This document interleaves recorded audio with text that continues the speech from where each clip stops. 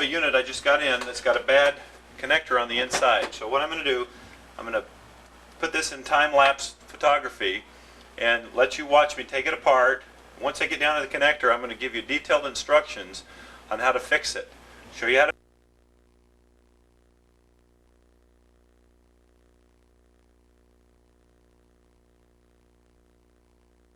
Okay, I have a few minutes left to show you how to rebuild the connector. Okay, the first thing I do, as I mentioned earlier, is take the bottom part and you scrub it off with one of these scrubbers. Cleans these bottom connectors. Take the top part and also scrub it. Also, it helps get out any dog hairs or anything that might be in there. You can even take one of the edges like that and scoop out any dog hairs or lint or dust or dirt that might be in there. Rub it back and forth, visually inspect for any oxidized connectors. There aren't any. So the next thing you need to do is the rebuilding process, and here we go. Now what you're going to need for this is a drill press, a soldering iron, some fishing line. What I use is some 20-pound test fishing line, okay? And then I've taken some 20,000 steel rod, push rod that I got at Ace Hardware and cut into 6-inch lengths. And then I pounded and flattened the end of one. So I have a long needle that looks like this. The first thing you do is you be two-fold. We want to get those connectors back to where they should be so they're making good contact on the game cartridge as it goes in. And number two, we want to reinforce it so it never recedes again. Okay, and that's the purpose of this whole thing. The bottom ones are relatively simple. I take this piece of steel wire that I've got and I flatten the end on, and I just put it underneath each one of the connectors one by one and gently pry up each connector. Okay, pry it up back to where it's higher than the ones around it, and don't really crank it up. It should just be above. You'll notice there's a little plastic fin in between each one of these. It should be just above the plastic fin. The blunted end of this wire and inserted it under each one of these and bent them up just a little. Not a lot, but just a little. You can see how well you've done by inserting that and looking the other side. Some of these are a little too high and you can push back on this side to get them back to go back down again. But they're free to move on this side when you insert the cartridge and it moves around. So you won't have much of a problem on this side. Just make sure that they're clean. The top side, again, is a different story. They're real tough to get to. They're recessed. So what we're going to do, as I mentioned earlier, we go 9 millimeters back and 4 millimeters down on either side. 9 back, 4 down. We're going to take our hot soldering iron and we're going to, right where that junction is, we're going to burn just a little starter hole. Some of you may want to use a scratch awl or something, but don't pound it because that stuff can crack. It's hot. It's hard and will crack. So I use a soldering iron and I burn a little hole there. Now I'm going to unplug the soldering iron so we don't burn anything up here. So now you see we've got a little starter hole here on either end. Now what I'm going to do is I'm going to take it to the drill press and I'm going to drill a 3/8 inch hole in each side. Now it's a little tricky there because you only want to go 3/8 inch deep. A 3/8 inch hole and 3/8 inch deep. If you go too far, you'll interfere with these connectors and screw up the connector. So I'm going to show you the drill now. Alright, now I'm going to explain what I'm going to do first, because when I turn the drill on it's a little too loud for you to hear. I'm going to use this polishing as a little buffer in case I need to raise or lower this. But what I need to do is I want to make sure my drill stop is not deeper than about 3/8 inch. If I go too deep, I'll hit these connectors. So what I'm going to do is make sure that I don't go too deep. Now you can also tell as you start to drill through, there's a point where you'll break through and you'll feel that the penetration becomes a lot easier. It's at that point you want to stop. Don't go any farther. It'll be pretty hard going for a little while, and then as soon as you feel it break through, you'll feel a little grip with this.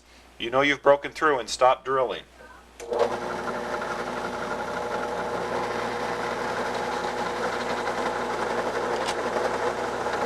There I went. I felt a little snug. I felt a little snug pop, and I went through. So now you can see, you can actually look through there and see the contact, the upper contact from the side. Now we're going to do the same thing to the other side. Turn it on, and go through the other side.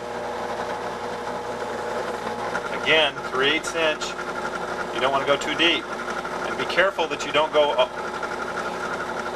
Be careful that you don't go all the way to the contact. There again, I can look through. Now I can look through, and I can see all the way through, and I can see the upper end of those contacts. Okay, our next purpose, the next goal, is to get this fishing line. What we want to do is we want to weave it through underneath the upper connectors, so it's between the upper connectors and the plastic, to give it a little distance and to give it some resistance so it will never ever recede again. Well, how do we do that? Well, the way that I've come up with it is you insert one of these push needles, or lifting tools as I call them, inside on the one end, and you push it all the way through. Well, how do you do that, you might ask? Well, one way is to gently, you can insert this underneath the top one, and then using a pair of pliers, just a regular set of pliers, you can push it all the way through, gently pushing it through, and you can feel it as it glides through. That's one way of doing it. Some of them, you can see here, I'm pushing it little by little as it slides through. So we put the flat edge this way, and now we're weaving it through, and you can't see it, but it's going underneath. From this one end, it's going underneath all the connectors. Another way of doing it is this lifting tool that we have available also. You can order this from us. It should, if you, it's not listed in your appendix, go ahead and send it to us. Go ahead and send your inquiry to us. But insert that in like that and push on it, and it'll lift those up to where you can insert that thing and push it through. Once you're through the first 36, you push it into the second 36,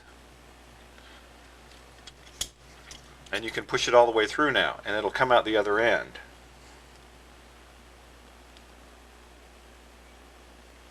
Okay, so now you see that we've been able to push this, and if you examine it very closely, you'll see that it's underneath all the connectors, and it's come out the other end. So we've got it out one end and out the other. Now what we've done is we've taken a smaller diameter. This, I believe, is 25 thousandths or 30 thousandths. You can get these tools from us also. I've taken a smaller diameter. I think this is 15 or 20. And what I've done is I've flattened the one end, and I've super glued some of this fishing line onto the end of it, and then with a razor blade, I've tapered it so that it's smooth and it'll pull through. Once this is in there to hold the connectors up, what you do is you feed the smaller hole now, or you feed the smaller steel wire in through the hole, whereas this is now holding it open. Now that it comes out the other end, grip it with the pliers, and you twist it so that the joint is sideways. The purpose of this is if there's a weak joint, you don't want to expose it to the blades or to the ribs. You want to keep it against this other steel rod so that it's smooth and doesn't grab it and pull it out.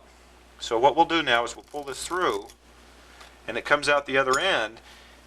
And now you see what we've got is we've got a fishing line underneath all 36 of the upper connectors. Now we just grip this other one and we pull it right out. And so now we've got the fishing line underneath there. So what we're able to do now is we'll cut this off using either a razor blade or some wire snips, and we've accomplished what we've set out to do. We've rebuilt the connector. We've cleaned the bottom connectors, raised the lower connectors, and now we've inserted a line through the top. Takes a little getting used to, and you may ruin a couple of these while you do it, but eventually you'll get pretty good at it, and it'll indeed pay for itself. So now what I'm doing is I'm going to clip the wire, clip the fishing line You'll see that the fishing line extends out both sides about 2 inches. That's okay. You want to leave it like that. Leave it like that. And now I'm going to put the excess fishing line. What I do is I put about 6 feet or so on there. Then I can use it over and over again for multiple connectors. Now you see that this one is rebuilt and ready to go back in the machine. Again, insert our cleaning cloth. Gently move it back and forth. As I mentioned earlier, it's easier to catch one of these fingers and bend it. So you want to be careful on that. Move it back and forth and back and forth and back and forth. And now that it's clean, we'll reassemble. I'm going to go backwards, and I'm going to do this in time-lapse photography. I'm going to reassemble it so you'll be able to watch.